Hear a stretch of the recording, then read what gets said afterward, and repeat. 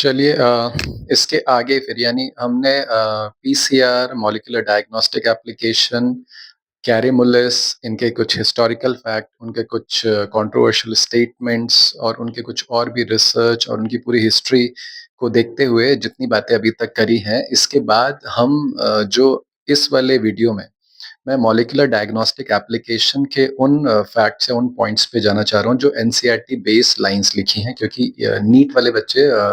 एक तरीके से जो एनसीईआरटी की लाइन है उनके एक्सप्लेनेशन को समझेंगे कि वहाँ क्या लिखा है।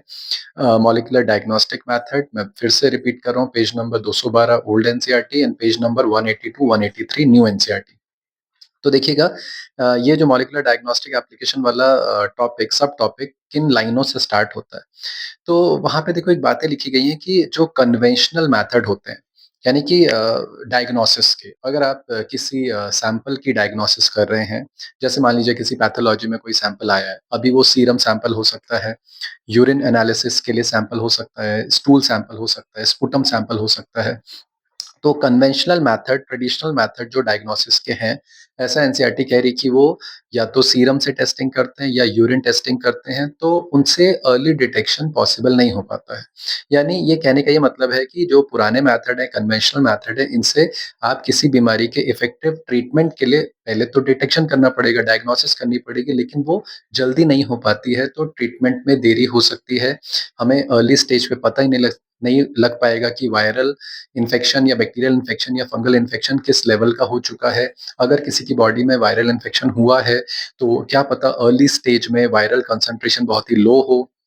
उसका किसी टेस्ट के द्वारा वायरल लोड उतना ना आ पाए। लेकिन इससे बचने के लिए या इसका एक अल्टरनेटिव हमारे पास न्यू एडवांस टेक्नोलॉजी में जो आ गया है, वो है अर्ली डायग्नोसिस, या किसी भी बीमारी के अर्ली डायग्नोसिस या उसकी पैथोफिजियोलॉजी के लिए जो मॉलिक्यूलर डायग्नोस्टिक मेथड आ चुके हैं, वो बहुत ज़्यादा इफेक्टिव होते हैं। आप उनसे किसी भी आपके बैक्टीरिया, किसी भी पैथोजन, किसी भी वायरस का बहुत ही लो कंसंट्रेशन में एनालिसिस कर सकते हैं और इफेक्टिव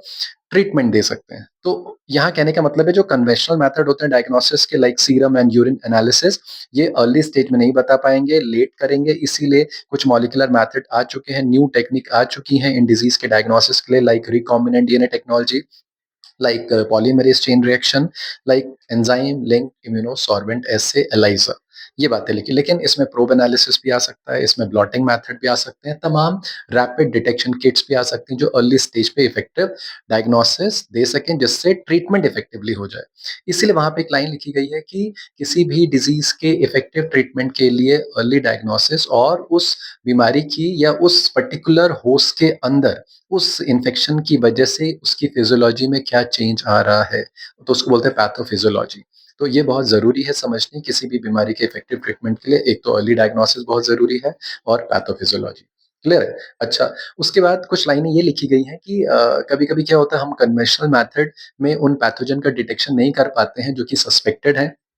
किसी पर्टिकुलर डिजीज के सिम्पटम्स देने के लिए, क्योंकि अर्ली स्टेज में बहुत ही लो कंसंट्रेशन उन पैथोजन का। तो इनको डिटेक्ट करने के लिए हमारे पास कौन से मेथड है? Molecular diagnostic method. जैसे हम कहेंगे पीसीआर एक रूटीनली डायग्नोस्टिक एप्लीकेशन है फॉर एचआईवी डिटेक्शन, जो कि किसी सस्पेक्टेड एड्स पेशेंट में, जैसे मान लीजिए कोई एड्स पेशेंट है, एक्वायर्ड इम्यूनोडेफिशिएंसी सिंड्रोम, एक वायरल इन्फेक्शन है और वायरल डिजीज है, कॉज होती है by the HIV human immunodeficiency virus, और शुरुआती स्टेज में एचआईवी पॉजिटिव पर्सन कहा जाएगा उसको, लेकिन लेटर स्टेज में वो एड्स में कन्वर्ट हो चुका है। तो उसको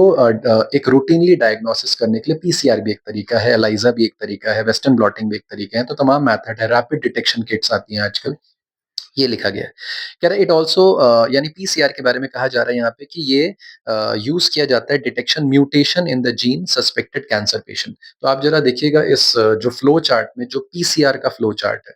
यानी पॉलीमरेज़ चेन रिएक्शन की जो एप्लीकेशन लिखी गई है मैंने इस बोर्ड में, उसमें देखिएगा कितनी एप्लीकेशन है, लाइक हम बहुत सारी बीमारियों के, डिज़ीज़ के या उनके आगे होने वाले जेनेटिक प्रीडिस्पोज़िशन या उनकी जेनेटिक टेंडेंसी क्या रहेगी फ्यूचर में, या अगली जनरेशन में, इसको भी आइडेंटिफाई कर सकते हैं by the help of PCR method. हम पीसीआर मेथड से किसी पर्टिकुलर डीएनए में किसी सीक्वेंस में म्यूटेशन को डिटेक्ट कर सकते हैं कि उस पर्टिकुलर जीन में म्यूटेशन या म्यूटेटेड जीन की वजह से क्या आगे आने वाले टाइम में कैंसर हो सकता है कि नहीं, तो कैंसर डिटेक्शन भी किया जा सकता है। पैथोजन प्रेजेंस टेस्ट भी हो सकता है bye the help of PCR, यानी कि किसी पर्टिकुलर सैंपल में आप माइक्रोबियल डिटेक्शन कर सकते हैं, वहाँ पे होने वाले वायरस का, बैक्टीरिया का, फंगल का, पैरासाइट्स का, और उनके कैरेक्टराइजेशन बता आप इसको डायग्नोस कर सकते हैं। इवन एचआईवी डिटेक्शन, और ये बात एनसीईआरटी में लिखी गई है कि हम पीसीआर मेथड से किसी एड्स सस्पेक्टेड एड्स पेशेंट में एचआईवी का डिटेक्शन करते हैं, तो ये लाइन नीट में आने लायक। इसके अलावा बहुत सारे फॉरेंसिक एप्लीकेशन में, जैसे डीएनए फिंगरप्रिंटिंग प्रोसेस में, पैटर्निटी डिस्प्यूट में, पॉपुलेशन जेनेटिक्स की स्टडी में, प्रीनेटल डायग्नोसिस, प्रीनेटल मतलब जैसे जन्म लेने से पहले, नेटल मतलब होता है बर्थ, यानी न्यू बॉर्न बच्चा जब माँ के पेट में है तो उसका प्री नेटल डायग्नोसिस बहुत सारे टेस्ट होते हैं, उसमें भी पीसीआर एप्लीकेशन से पता लगा सकते हैं कि इसमें कोई जीन म्यूटेटेड तो नहीं है, आने वाले टाइम में कहीं जेनेटिक प्री डिस्पोजिशन होने के चांसेस तो नहीं है, क्या इसको कोई जेनेटिक डिसऑर्डर डिटेक्ट तो नहीं हो रहा है, हेरिडिटरी प्रॉब्लम तो नहीं है, या आप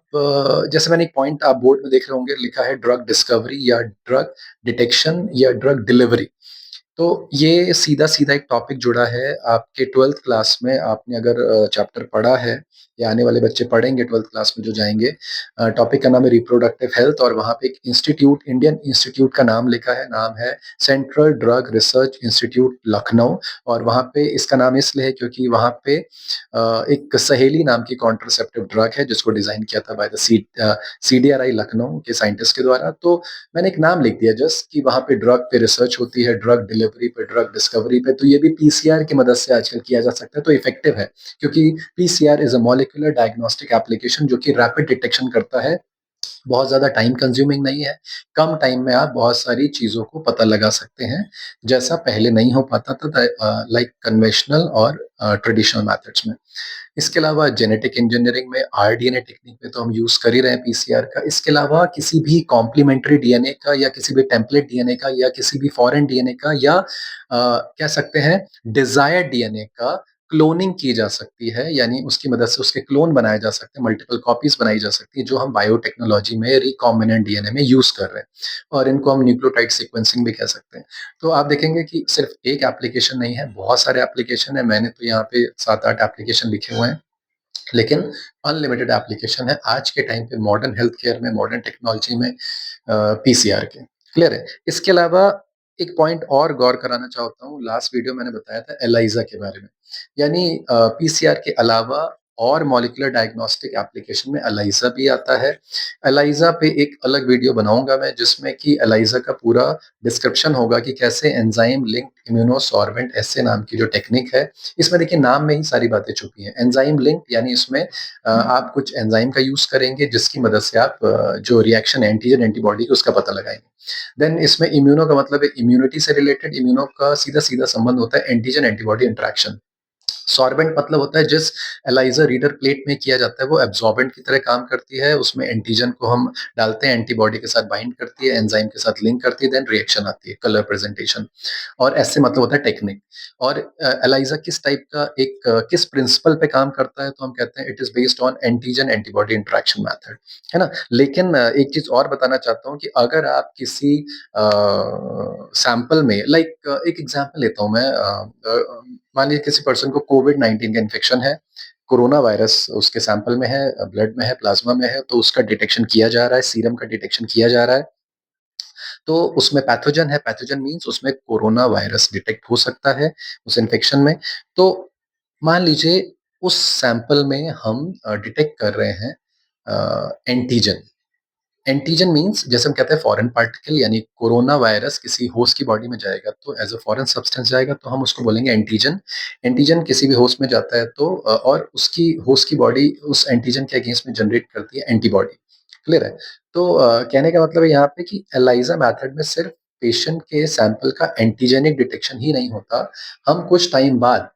उसके पेशेंट के, होस्ट के ब्लड सैंपल या सीरम सैंपल लेके उसमें एंटीबॉडी का डिटेक्शन भी कर सकते हैं by the help of ELISA method. Clear है? ये बातें एनसीईआरटी ने लिखी हैं। आप मॉलिक्यूलर डायग्नोसिस की लास्ट लाइन को पढ़ सकते हैं।